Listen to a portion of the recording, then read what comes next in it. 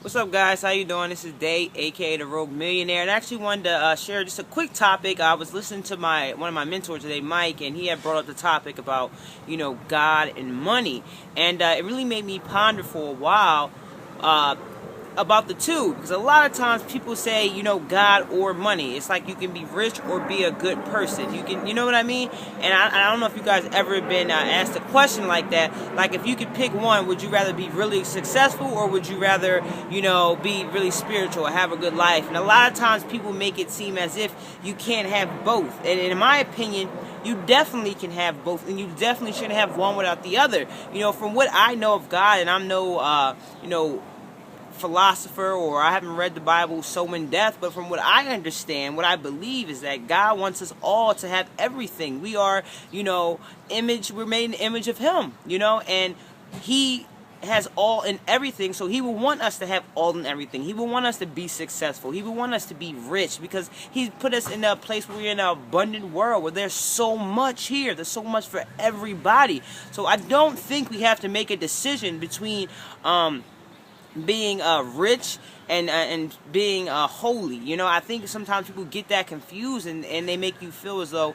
that if you're going to be holy, if you're going to be a worshiper, then you can't be greedy, you can't have too much. And I think that's a lack mentality. The real mentality you should have is you want to have more. You want to have all that you can have. Why? Because the more you have, the more you have to give. If you're broke and you don't have any money, not that money is the only thing that you can give, but we live in a world where money is important, and the more money you have, the more money you can give, the more things and resources you can provide for other people who may not have the money to do that. Like, when we think of super successful people like Oprah and Bill Gates, think of how many lives they get to affect. Think of how many lives they get to change, and how many people they get to help. Why? Because they decided that they wouldn't settle for pennies, and they were going to go get everything and all that they could have, not from a stance of being greedy, but of a stance of just wanting to live abundantly and live a full life. I always say this: we only get one shot at this. There's no do-overs. We get one chance to live, so why not just manifest that and take that to the number, like the top level, and have all that you can have, and still worship God. And God, I think He'll